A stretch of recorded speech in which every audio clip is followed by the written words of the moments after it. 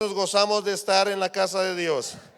Mira al que está a su lado, dígale bienvenido a la casa de Dios. Amén. Amén, gloria al Señor.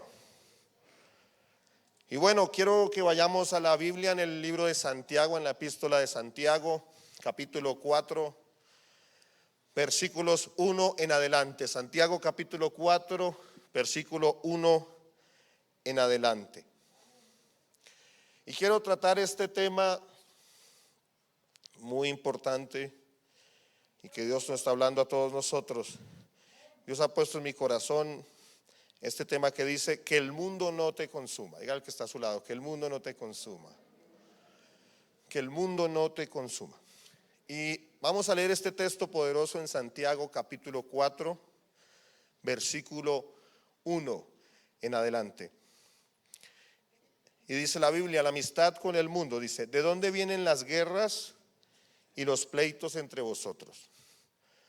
¿No es de vuestras pasiones las cuales combaten en vuestros miembros? Codiciáis y no tenéis. Matáis y ardéis ¿de qué? Y no podéis alcanzar. Combatís y lucháis, pero no tenéis lo que deseáis, porque no pedís. Y habla de otros en el versículo 3 que dice, pedís y no recibís porque pedís mal, para gastar en tus propios deleites. Versículo 4 dice, oh almas adúlteras, ¿no sabéis que la amistad del mundo es enemistad contra Dios? Cualquiera pues que quiera ser amigo del mundo, ¿se constituye en qué? Vamos a leer esa parte nuevamente. Cualquiera pues que quiera ser amigo del mundo, se constituye en enemigo de Dios. ¿O pensáis que la Escritura dice en vano, el Espíritu que Él ha hecho morar en nosotros nos anhela celosamente? Pero Él da mayor gracia. Por esto dice, Dios resiste a los soberbios y da gracia a los humildes. Someteos pues a Dios, resistid al diablo, ¿y él qué? Y él huirá.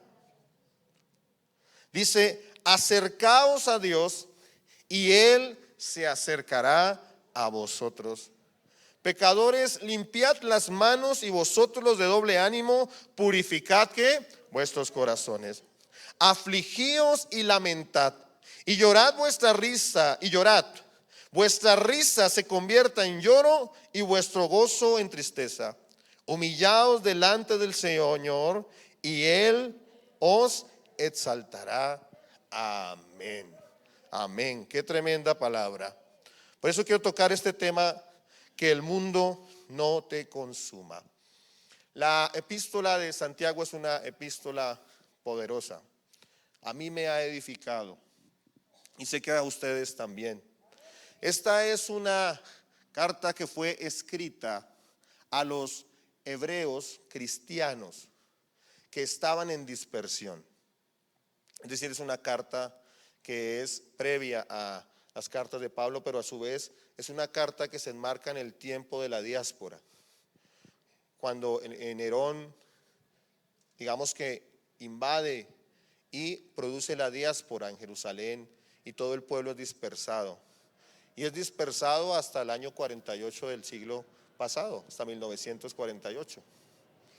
Y estamos en ese contexto. Son hebreos sacados de su tierra, están dispersos por diferentes naciones, está iniciando la época de la dispersión, pero a su vez, a pesar de la dispersión, lo que estamos viendo es que el evangelio está avanzando. Y el evangelio está avanzando a pasos agigantados. Pero en esta carta hay temas claves. Va dirigida a estos hebreos cristianos en dispersión, pero tiene unos énfasis constantes o unos énfasis importantes. Tiene el énfasis del valor de la prueba, tiene el énfasis de la fuente de la sabiduría, el elemento de la fe importante. Pero usted observa que Santiago habla de la fe y las obras. Es decir, que la fe debe materializarse en un fruto. Y nosotros los cristianos, los protestantes, hacemos bastante énfasis en la fe, lo cual es bíblico y lo cual es importante. Es más, protestamos a la doctrina de la iglesia tradicional que hablaba prácticamente de que por las obras había salvación. Pero Santiago hace un énfasis y una conciliación importante en entender que la fe viene por la salvación, pero la fe debe dar un fruto, ¿cierto? Es imposible, o mejor es la consecuencia natural, de que la fe en Cristo debe producir en nosotros fruto. Y ese fruto tiene que materializarse en una obra, es tangible, es material. No significa que la obra salva, pero sí significa que si en nosotros, en nuestro corazón está el Señor, si hemos sido salvos por la gracia de Dios, hemos sido transformados. Como el mismo Jesucristo, el Señor Jesucristo lo enseñó, ha habido un nuevo ¿qué? Nacimiento. Es decir, que ha habido un cambio de ¿qué? De vida. Y por consiguiente, al haber un nuevo nacimiento y un cambio de vida, hay un ¿qué? Fruto. Por eso el Señor Jesucristo mismo decía, por sus frutos ¿qué? Entonces, esta carta hace un importante énfasis en la fe y en las obras. Pero también nos habla acerca del mundo y nos habla poderosamente acerca que la amistad con el mundo es enemistad con Dios. Según los eruditos bíblicos, esta carta quería hacer un énfasis importante a los creyentes hebreos en la dispersión, los cuales habían sido dispersos, sí, pero habían avanzado, habían prosperado, se habían enriquecido y habían puesto su corazón en la prosperidad, habían puesto su corazón en las riquezas. Y en ese sentido es que esta carta exhorta a estos cristianos a no amar las riquezas, no a no hacer riquezas, sino a no amar las riquezas. Y por eso esta carta hace un énfasis muy especial en observar o estudiar acerca del mundo, las características del mundo. Y queremos adentrarnos en esto. Para finalizar esta introducción también quiero decir que Santiago, o el libro de Santiago, es considerado como los proverbios del Nuevo Testamento. El autor de Santiago, que aún no se han puesto de acuerdo quién fue el autor, algunos dicen que fue uno de los hermanos de Jesús, pero Santiago, esta carta, es el homólogo de los proverbios en el Antiguo Testamento y Santiago sería en el Nuevo Testamento. Pero para entrar en lo que les quiero tocar, lo que Dios ha hablado a mi corazón, quiero decirles para iniciar, antes de entrar en el tema de que el mundo no te consuma, es que el cristiano tiene adversarios. La Biblia nos enseña que tú y yo, el creyente, el Hijo de Dios, tiene adversarios. Y no solo el creyente, el ser humano, que en sus dificultades o en sus adversarios le cuesta llegar al Señor. Tenemos adversarios. Y la Biblia nos enseña que tenemos adversarios. La Biblia nos muestra que Dios es todopoderoso, que Dios es omnipresente, que Dios es omnisciente. Pero la Biblia nunca nos muestra que Dios tenga adversarios. La Biblia nos muestra, por ejemplo, que Satanás, que muchos consideran que es el adversario de Dios, la Biblia nos muestra que Satanás es adversario de Dios. Pero la Biblia sí nos muestra que Satanás es el adversario de nuestras almas. Es decir, la Biblia nos muestra que Satanás es nuestro adversario, ¿cierto? Pero también la Biblia nos habla acerca del pecado. Y por eso, hermano y hermana, no debemos cansarnos de predicar en contra del pecado. Hoy poco se predica en contra del pecado. Y hoy poco se llama al pecado pecado. Hoy se llama al pecado error. Hoy se llama al pecado derecho.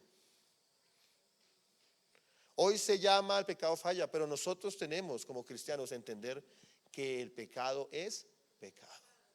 Y en una época como la que vivimos, de relativismo, donde todo es relativo, hay relativismo moral, hay relativismo ético, hay relativismo conceptual, debemos entender que hay pecado. Y que así como en el primer siglo se le llamaba pecado al pecado, y así como en los diferentes siglos en los cuales la palabra fue escrita se le llamaba al pecado, pecado, hoy en el siglo XXI sigue siendo también pecado. Y al pecado hay que llamarle pecado. El pecado es afrenta contra Dios. Dice la Biblia en Romanos 3:23, ese versículo muy conocido, el versículo que nos enseña, nos evangelizan con este versículo, dice: por cuanto todos pecaron, están destituidos de la gloria de Dios. Entonces esto nos muestra que el pecado es separación con Dios. El pecado en esencia es rebelión contra Dios. Porque en esencia el pecado es la desobediencia a los principios, a los mandatos y a los estatutos. Es decir, que cuando nosotros pecamos, estamos deshonrando a Dios, estamos desobedeciendo a Dios, estamos yendo en contra de lo que Dios ha establecido. Y por eso el cristiano entra en comunión con Dios, busca al Señor, evitando caer en el pecado. Lo cual no significa que nosotros no seamos pecadores. ¿Cuántos de nosotros, usted y yo, hemos pecado y pecamos todos los días? Hay veces que no podemos y actuamos en orgullo, actuamos en soberbia y pecamos y tenemos una mala actitud con el esposo, con la esposa, con el conocido, con en fin, o diferentes cosas. Pero la Biblia nos enseña acerca de la práctica del pecado, es decir, que el que practica, el que camina constantemente en el pecado. Y la Biblia nos enseña que el pecado es nuestro adversario, es nuestro enemigo. Y el pecado produce separación, destitución, produce distanciamiento. Cuando un cristiano peca, se distancia de la presencia de Dios, pierde comunión con el Señor. Entonces, uno de los enemigos, uno de los adversarios del creyente es el pecado. Pero también la Biblia nos enseña que otro de los adversarios del cristiano, del creyente, es la carne. Y la carne también puede producir pecado. O sea, todo va enlazado, obviamente, hay unas distinciones, unas diferencias, pero van enlazados: la carne, el mundo, Satanás, el pecado. Pero en el caso de la carne, puntualmente, es lo que yo soy. Mi estilo, mi forma, mi ego, mi actitud. Y por eso en Gálatas dice: manifiestas son las obras de la carne. Y dice también en el versículo 16, dice: andad en el espíritu y no satisfagáis los deseos de la carne, porque el deseo de la carne es contra ¿quién? El espíritu. Y el deseo del espíritu es contra ¿quién? Contra la carne. Y estos se oponen ¿en qué? Entre sí. La carne es uno de los enemigos.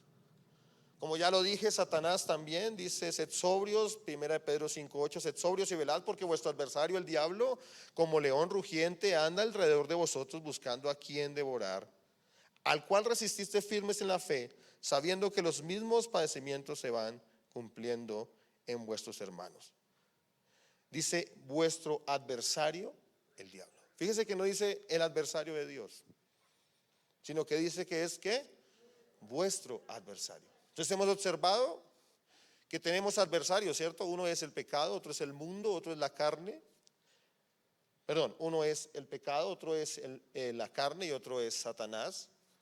Y por último, uno de los adversarios que nosotros tenemos es el mundo. El mundo también es nuestro adversario. Dice la Biblia en 1 Juan capítulo 2, versículo 15: no améis al mundo ni las cosas que están en ¿dónde? Si alguno ama al mundo, el amor del Padre no está ¿qué? No está en él. La Biblia es clara en afirmar que no debemos amar al mundo. Por eso hoy estamos hablando acerca de que el mundo no te consuma. El mundo no te consuma. Pero ¿qué es el mundo? Cuando la Biblia hace alusión al mundo, ¿a qué está haciendo membranza? ¿A qué hace referencia? Y observamos que, volviendo al texto ahí en Santiago, cuando estamos leyendo de que la amistad con el mundo es enemistad contra Dios, en ese texto en el griego utiliza un término griego que es el término cosmos, El término cosmos, cuando dice, no sabéis que la amistad del mundo es enemistad contra Dios. Cuando utiliza la palabra mundo en el español, hace alusión a la palabra griego cosmos, que cosmos significa orden. Cosmos significa orden. Cosmos en esencia es el antítesis del desorden. Y en esencia hace alusión al orden que hay en un territorio, a las reglas que hay en un territorio, en el territorio que estamos habitando. Hoy nosotros estamos habitando ¿en dónde? En el mundo. El cristiano sabe que no siempre estará en el mundo. En estos momentos que estamos viviendo, esta prueba tan difícil, yo recuerdo que hace unos meses, al principio de este proceso que estamos viviendo, estamos haciendo un esfuerzo tremendo para que cuando en la primera cuarentena, la cuarentena grande, como cerraban absolutamente todo, estábamos haciendo un esfuerzo tremendo para que las autoridades de la ciudad nos autorizaran que en las iglesias los pastores, los camarógrafos, los músicos, en fin, pudieran desplazarse de sus casas a las iglesias a transmitir digitalmente. Eso fue una lucha terrible, tremenda, impresionante para que se lograra eso, y eso fue muy difícil. Entonces, una cosa de las que nos decía la administración de Bogotá, nos decía, mire, entiendan, no podemos darles permiso. Para que ustedes tengan la magnitud de lo que vamos a vivir en los próximos meses, los británicos han hecho un cálculo y consideran que un escenario absolutamente ideal, absolutamente optimista, tendrían 20.000 muertos. Cuando ellos me dijeron que 20.000 muertos en ese momento, cuando no se había muerto el primero, cuando no teníamos tapabocas, cuando no se habían encerrado, a mí me parecía una locura. Hoy el Reino Unido tiene 70.000 muertos y Colombia 56.000. Es decir, 3 veces más de lo que nos habían dicho en ese momento, cuando a mí me pareció una locura. Y estamos viviendo ese proceso en el cual personas cercanas, personas conocidas, algunos familiares en algunos casos, algunos líderes cristianos incluso. Esta semana veíamos la muerte de Jaime Murel. Y eso era doloroso para los que llevamos años en el Evangelio. En el caso mío, por ejemplo, que crecimos con sus canciones. Fue un modelo de adoración para nosotros. Pero que la gente se está muriendo. Pero que el creyente está entendiendo, como lo dijo él, que está siendo graduado. Está yendo a la vida eterna. Es decir, que el creyente entiende que estará un tiempo en la eternidad. Lo cual significa que nosotros estamos temporalmente en este mundo. Lo cual significa que estamos temporalmente en este tiempo, en este territorio del mundo, pero nosotros no somos de este mundo. Es decir, que las reglas del mundo no nos pueden gobernar, no nos pueden dominar. Y yo con esto pongo un ejemplo para ilustrar, porque estamos mirando qué es el mundo. Es el orden del territorio, son las normas, son las costumbres, son la cultura. Y hay muchos ejemplos en los cuales el mundo nos quiere imponer la forma de pensar. El mundo nos quiere imponer la forma de vivir.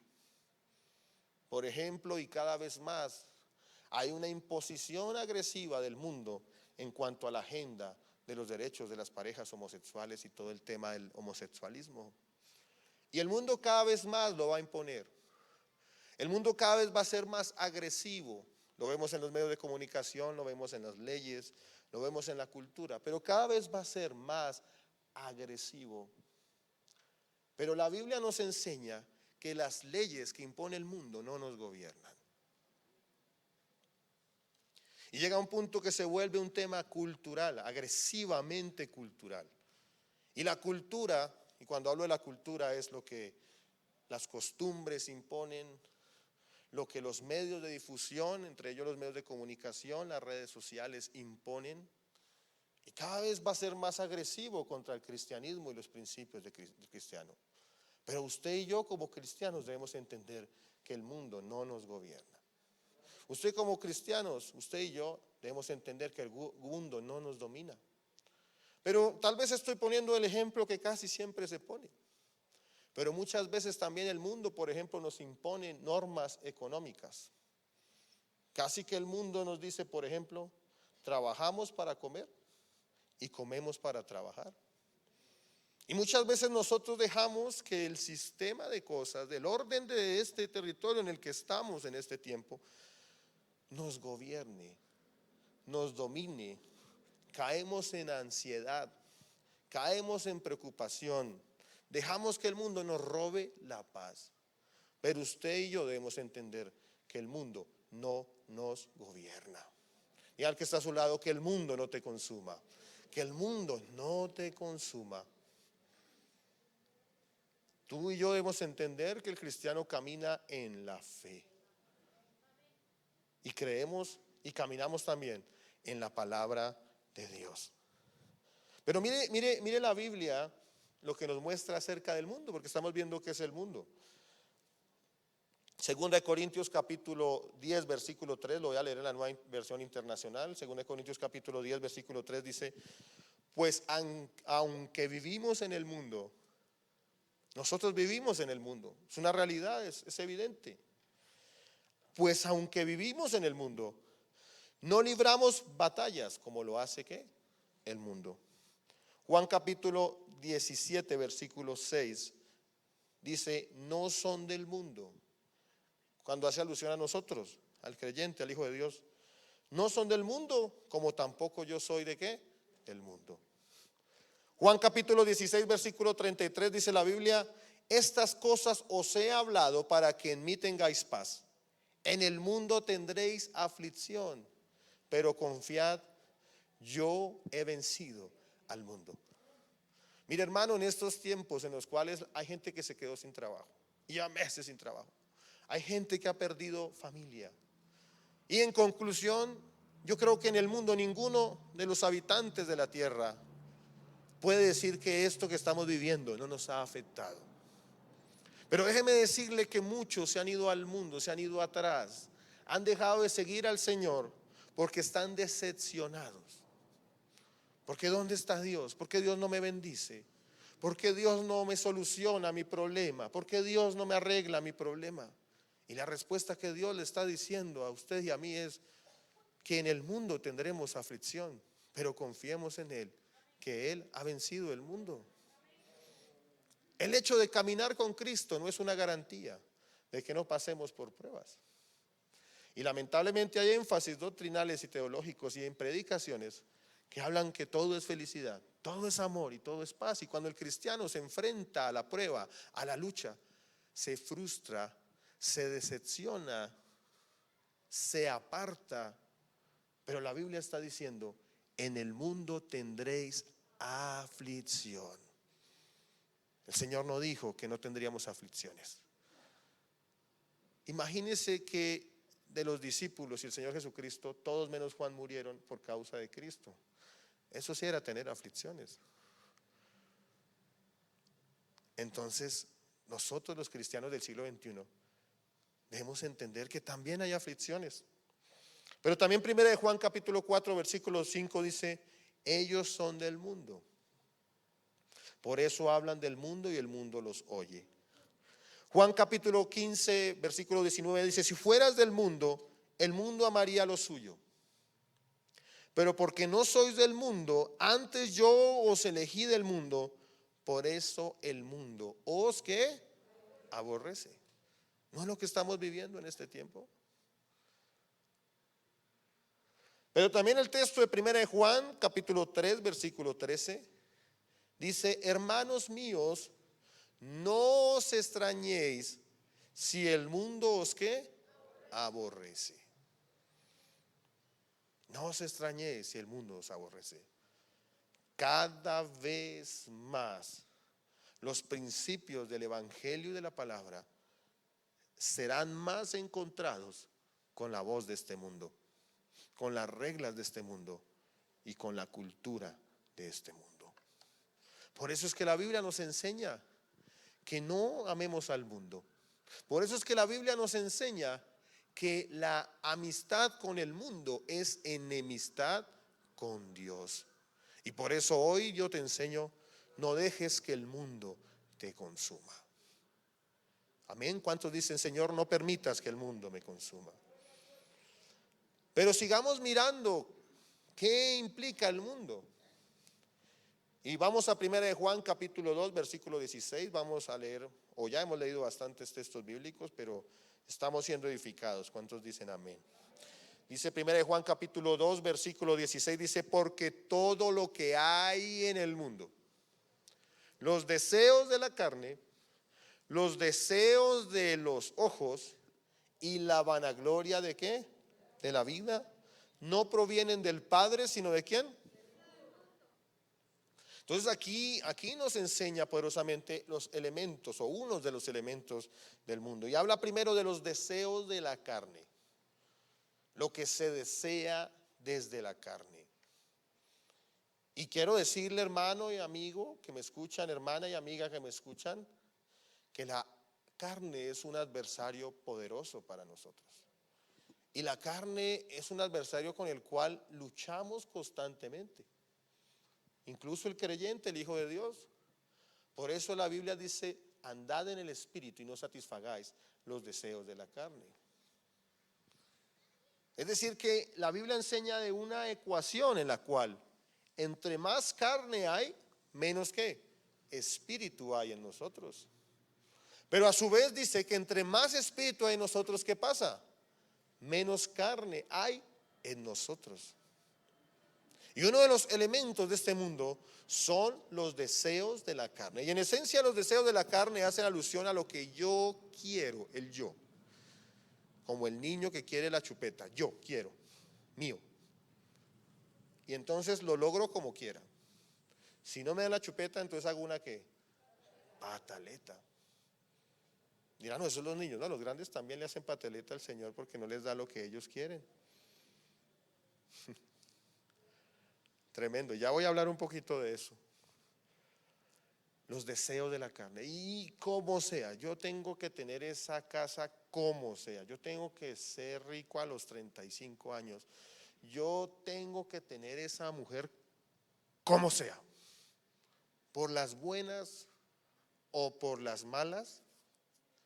Y hasta si toca hacer brujería, hago brujería. La carne termina desviándose hasta en eso. El último énfasis de la carne es llegar a consultar fuerzas espirituales, sean diabólicas o a veces sean espirituales. Hay gente que se convierte para lograr un objetivo en su vida, para lograr lo que yo quiero a cualquier costa. Y ya me voy a detener un poco en eso. Y la Biblia nos enseña acerca del adulterio, de la fornicación, de la inmundicia, de la lascivia, de la idolatría, la hechicería, las enemistades, los pleitos, los celos, las iras, las contiendas, las disensiones, las herejías, las envidias, los homicidios, las borracheras, orgías y cosas semejantes. Habla de los deseos sexuales, pero también habla de otras cosas como el ego, como aquí como los celos, como las iras, las contiendas, las disensiones. Tiene también sus categorías en diferentes áreas. Y quiero decirle que todos los días debemos rogar al Señor que su presencia, su espíritu crezca en nosotros para que la carne mengüe. Cuando usted y yo somos hombres y mujeres que caminamos con Dios, que tenemos comunión constante con Él, que le buscamos diariamente, que escudriñamos su palabra diariamente, el Espíritu empieza a usted a hablarle. Y usted: a mí nunca me ha hablado el Señor. Yo nunca he escuchado la voz de Dios diciendo: mire, hijo, te habla Dios y te estoy diciendo esto. Pero usted sí empieza a sentir que esa palabra que dijo no está bien. Ahí Dios le está hablando. Usted empieza a sentir que esa actitud que usted tuvo no está bien. Ahí empieza a sentir que esa conversación que tuvo no está bien. Y usted como que empieza a conversar con un amigo y empieza a echar chisme y todo ese cuento. Y como que empieza a ver que la está embarrando. Y como que le baja un cambio, ¿cierto? Usted como que ya, bueno, bajémosle. O empieza a ver que esa amistad le está haciendo daño. Esa compinchería le está haciendo daño. O empieza a ver que tal vez se está dejando absorber por un problema. Y ese problema le está robando la paz. O empieza a ver que esa amistad se le está convirtiendo en un problema. O para los que no son casados, empieza a ver que esa relación sentimental se está convirtiendo en un problema.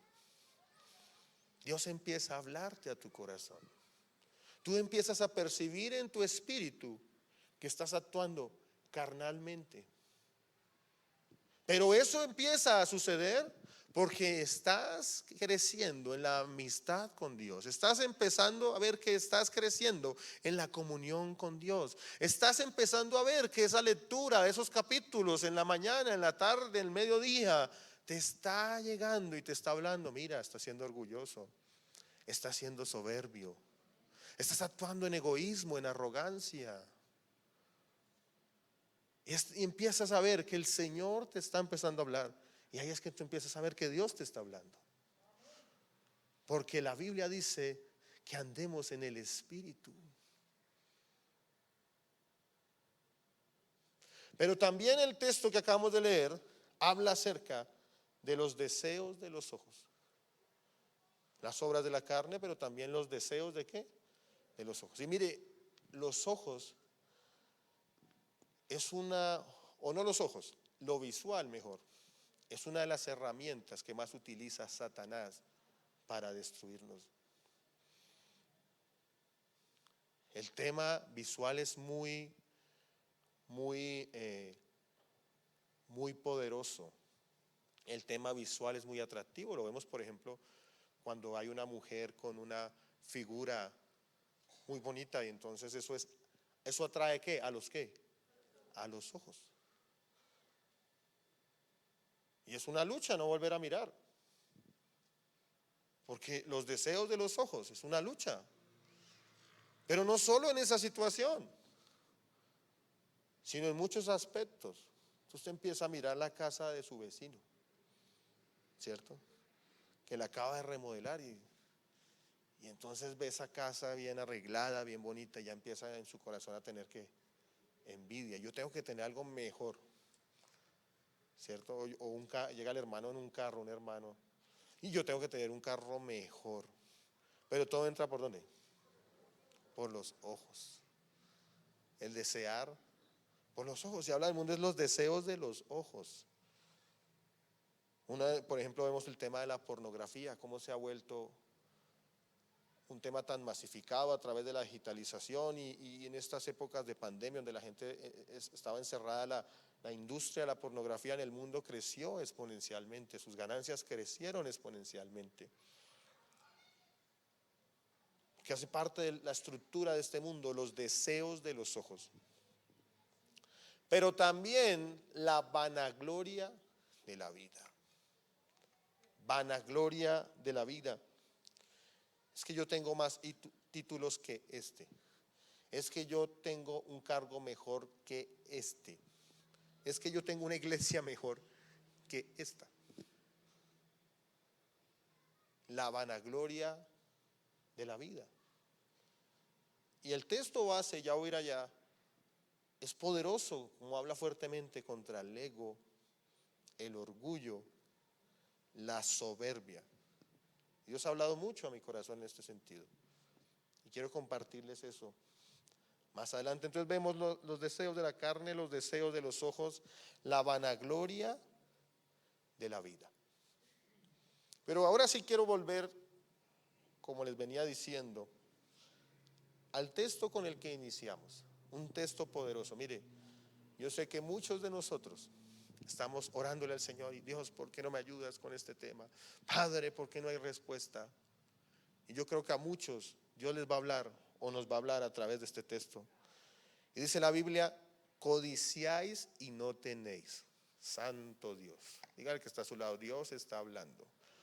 No estamos gritando, no estamos pero Dios está hablando. Codiciáis y no tenéis. Matáis y ardéis de envidia y no podéis alcanzar. Esta es la característica de un hombre mundano, una mujer mundana. Combatís y lucháis porque no tenéis lo que deseáis. Muchas veces todo es lucha y dele y esfuércese y trabaje. Y pareciera como un texto bíblico que dice que siembran mucho y cosechan poco. ¿Y por qué pasa eso? Dice, pero no tenéis lo que deseáis, número 1, porque no pedís.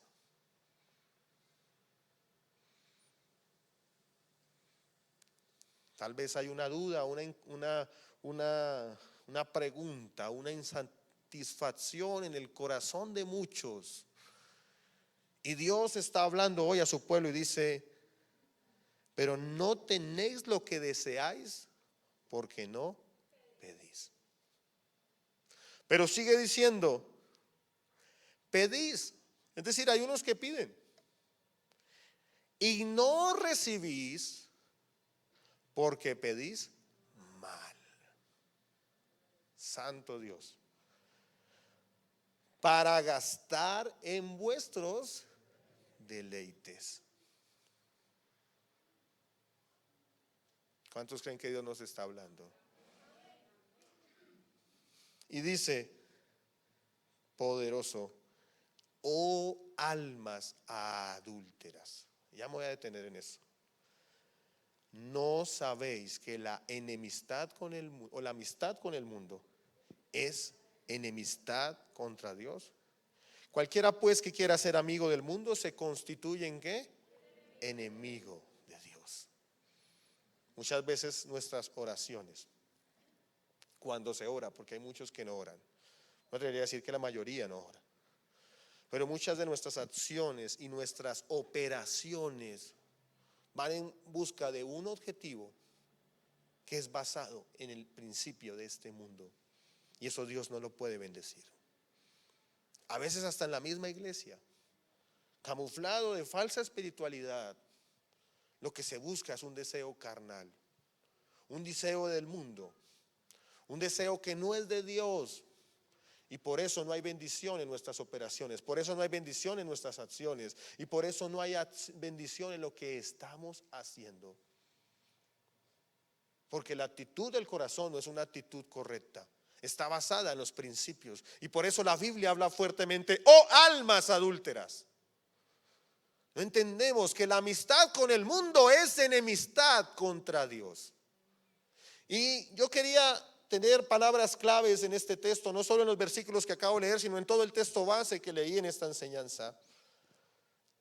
Y hay palabras claves que llamaron mi atención y que Dios me habló a través de ellos. La primera es la frase alma adúltera o almas adúlteras.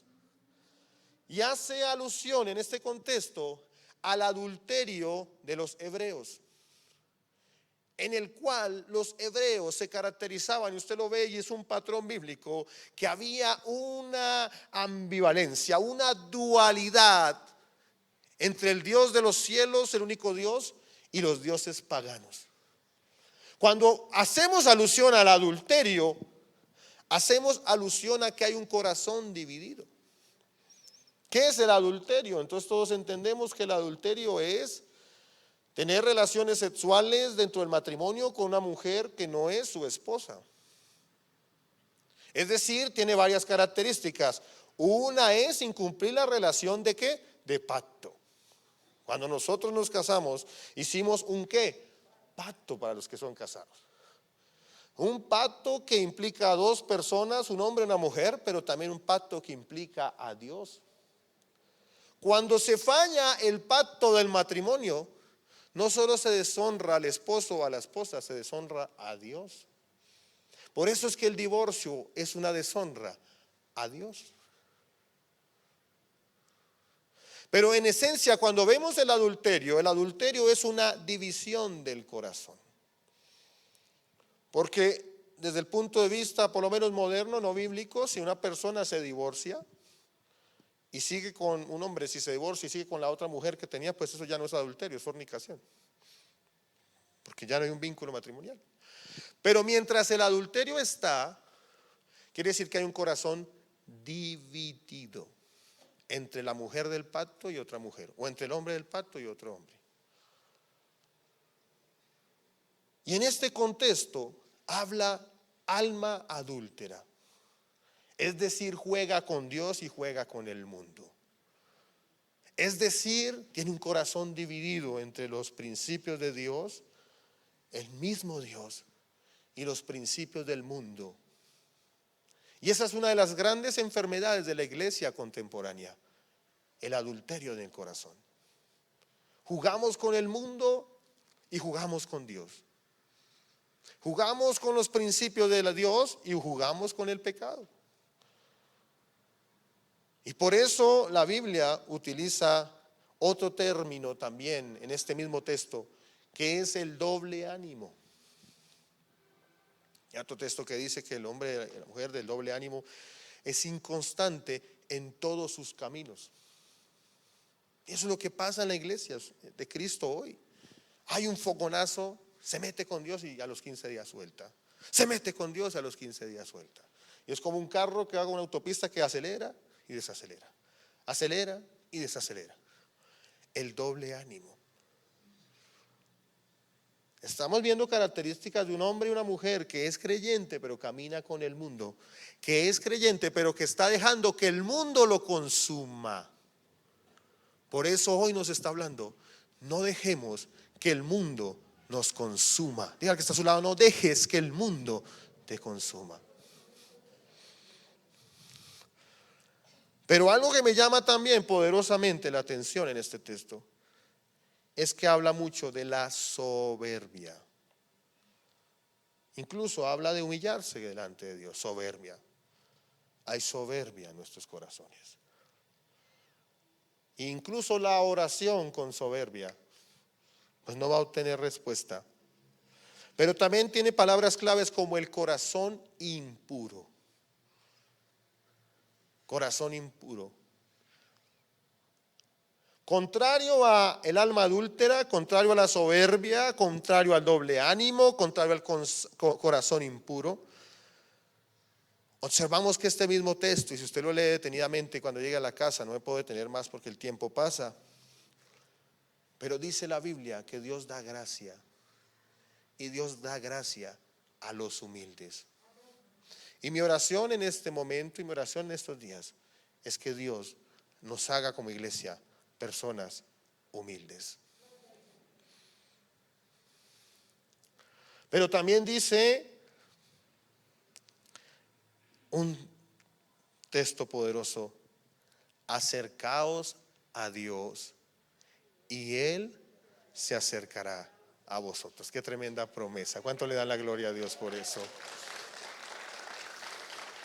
Acercaos a Dios y Él se acercará a vosotros. Pero también dice: limpiad las manos. Dice también: purificad el corazón. Y también dice: humillarnos delante de Dios. Dios nos está hablando, hermanos. Estos son tiempos, uno lo percibe. Lo que hemos vivido en estos meses ha hecho que muchos de nosotros nos enfriemos. Muchos de nosotros caigamos en el doble ánimo. Eso se nota cuando venimos a las reuniones. Es difícil. Y los que se paran en este lugar se esfuerzan en el Señor, en romper en el mundo espiritual tantas ataduras mentales que hay. Porque han sido meses en los cuales Satanás ha levantado fortalezas mentales. Hay unos que se han cuestionado. Hay unos que han dejado que el diablo mine sus corazones. Algunos han sido heridos, yo no lo puedo negar.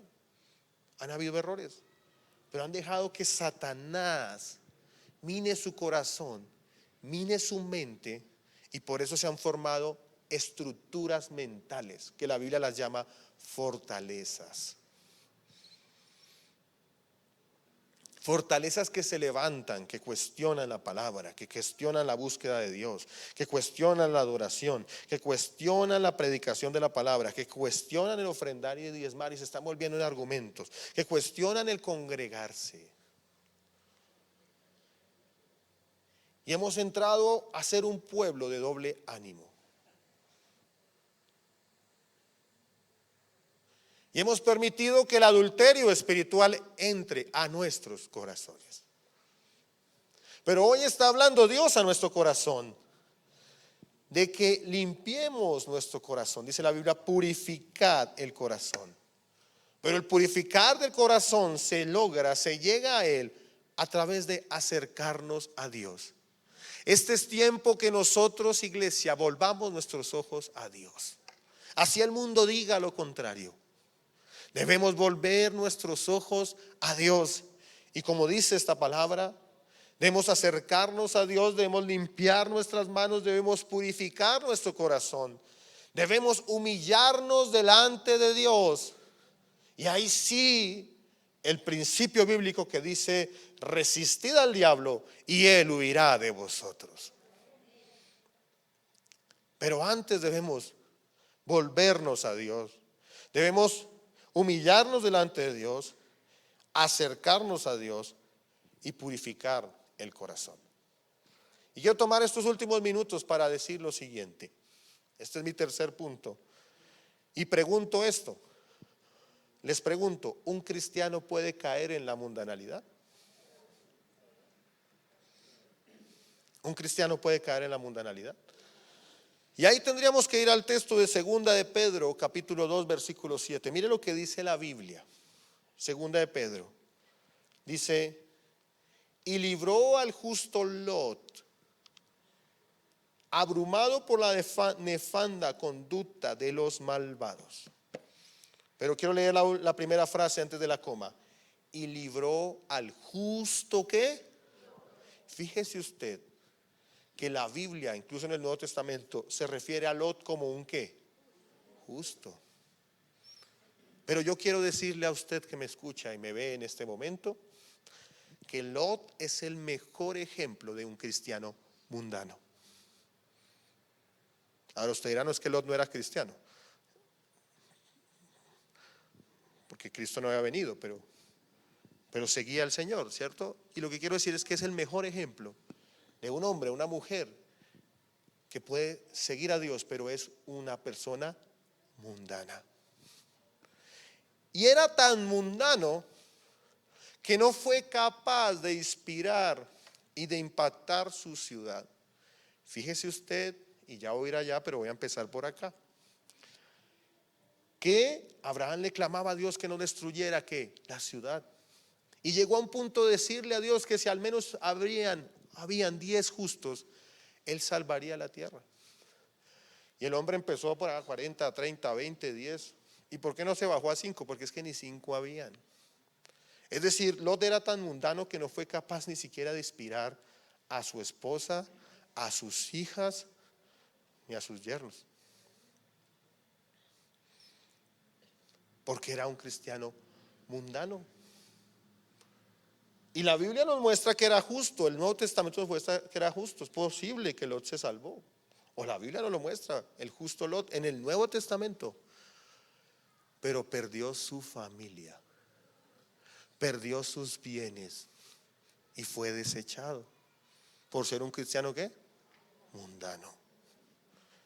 Pero entremos en eso. Dice, la Biblia muestra a Lot como un justo, pero un justo mundano. Mire características.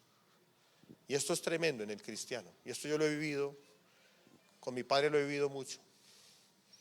Porque incluso en el ministerio hay mucha mundanalidad. Incluso en el ministerio hay mucho oportunismo.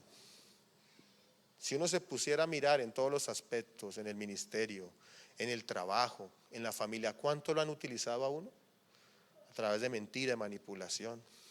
Solo les importan los beneficios que uno les pueda otorgar a nivel ministerial, a nivel familiar, a nivel económico. Y Lot debe ser el mejor ejemplo. Fíjese usted que había conflicto en Génesis capítulo 13, versículo 10 y los versículos anteriores. Y entonces Abraham le decía, no, nosotros somos familia, no podemos reñir entre nosotros.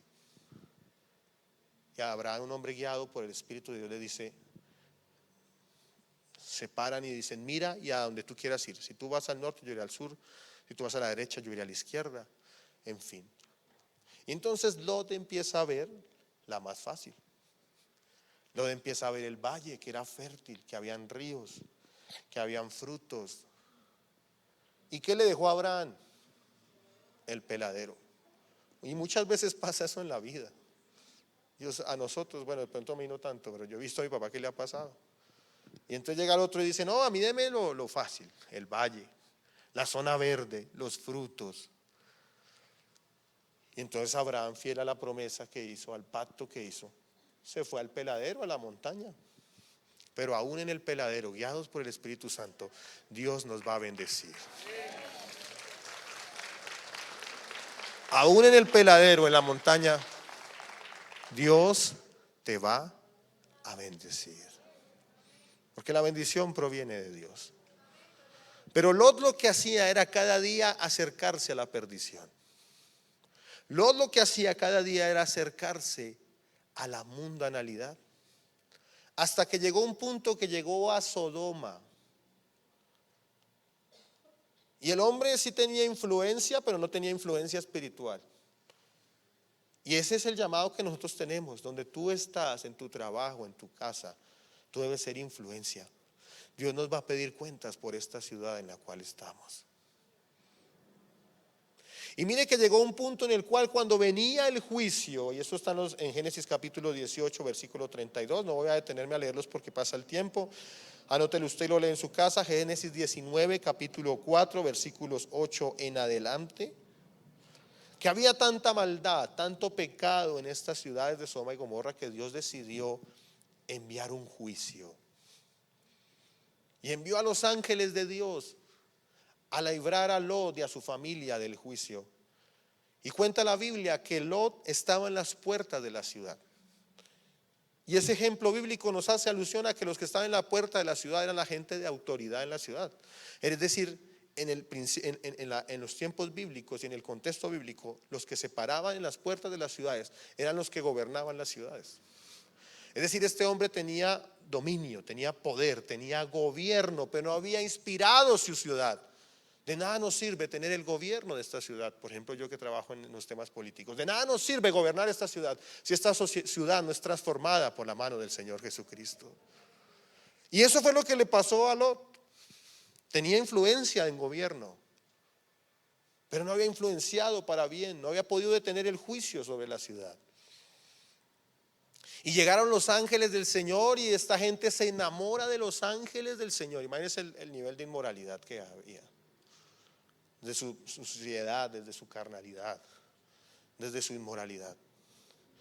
Pero aquí quiero relatar en este texto el ejemplo de un cristiano, como dice la Biblia, mundano, pero que dice que es adúltero en su alma, o almas adúlteras. Y en este texto nos muestra, sí lo voy a leer, Génesis capítulo 19, versículo 4, dice: pero antes que se acostasen, rodearon la casa los hombres de la ciudad, los varones de Sodoma, todo el pueblo junto, desde el más joven hasta el más viejo. Y llamaron a Lot y le dijeron: ¿dónde están los varones que vinieron a ti esta noche? Sácalos para que los conozcamos. Entonces Lot salió a ellos a la puerta y cerró la puerta tras sí y dijo: os ruego, hermanos míos, que no hagáis tal maldad. He aquí, ahora yo tengo 2 hijas que no han conocido varón. Os las sacaré fuera y haced de ellas como bien os pareciere. Solamente que a estos varones no hagáis nada, pues que vinieron a la sombra de mi tejado. Y entonces observamos que este hombre como que reflexiona dentro de su mundanalidad. Pero esta gente, ¿cómo se va a meter con los ángeles de Dios? O sea, tampoco. Pero mire, llegó Lot a un nivel de perversión que él quería salvar a los ángeles de Dios con sus hijas doncellas, con sus hijas vírgenes. Es decir, quería transgredir los principios de Dios para defender a Dios. Es decir, un cristiano mundano llega a tal distorsión que busca a través de los principios del mundo obedecer a Dios.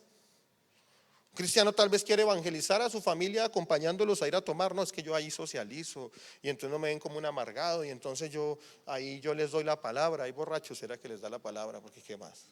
No, yo me voy a bailar con mi familia porque es que así ellos ven que nosotros los cristianos somos aburridos y así algún día van a conocer al Señor.